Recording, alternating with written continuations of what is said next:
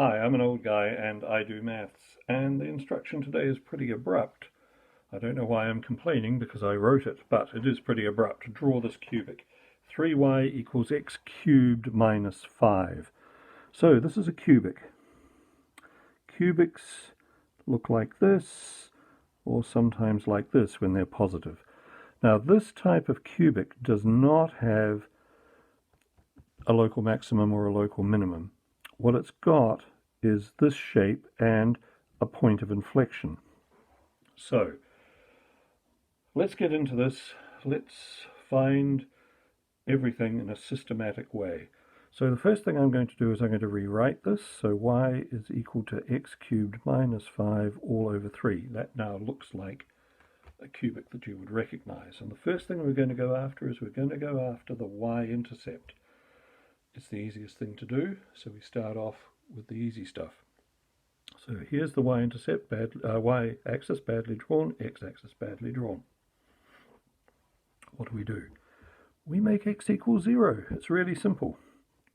So if x is equal to 0, then y is equal to negative 5 on 3.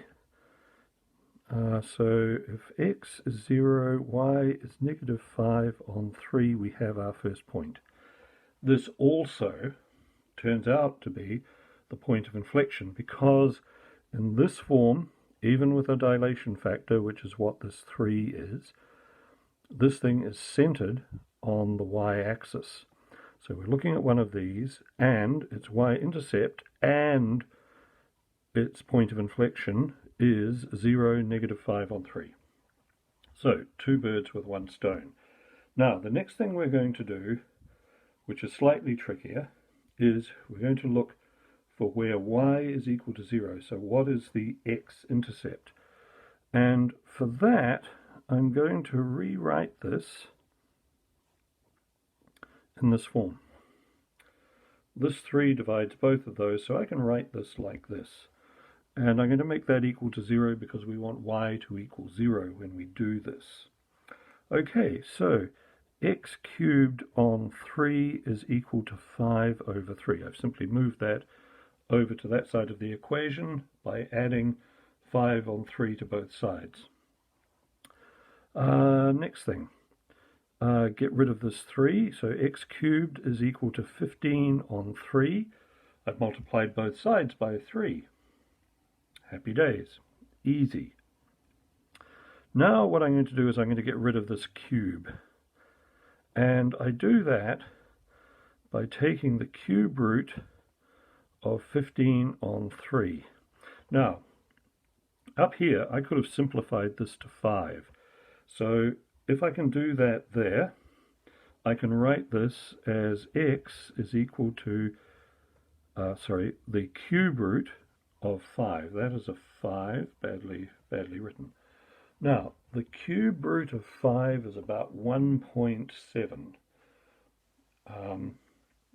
I looked it up before this just so that I could then pick another point to work with, and you'll see what I mean in a moment. Okay, so our point of intersection with the x-axis here is 3 root 5, 0. Okay, so this is what this thing's going to look like. The point of inflection there, y-intercept there, x-intercept here. Now, we have a dilation factor here, and it's a dilation factor of 1/3. So let me just write this in yet another way, so that this can be easily understood. Dividing x cubed by 3 is the same as multiplying it by 1/3. That's our dilation factor. Now, what I'm going to do is I'm going to find another point on here to demonstrate the effect of the dilation factor. And this is what you would get your 3rd or 4th mark for if you were doing this question. So I'm going to choose 2. 1/3 of 2 cubed minus 5 on 3. So our x value is 2, which I'll just place it there. So this the third root of 5, let me say that slowly, the third root of 5, 0 is this point here. We're gunning for a second point here, and we're going to use x equals 2. So 2 to the power of 3 is 8. 1/3 of 8 is 8 over 3. And I swear I did not set this one up. That equals 3 on 3, which equals 1.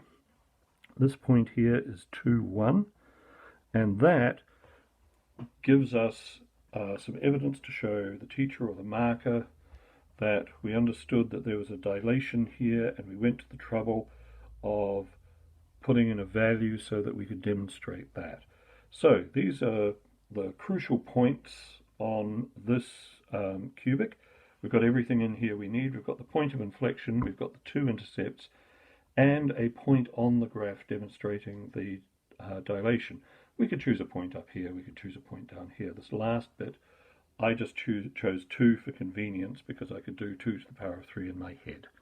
Okay, well, thank you very much for watching. I hope you found this all useful. If you did, please like and subscribe, and I will see you next time. Bye.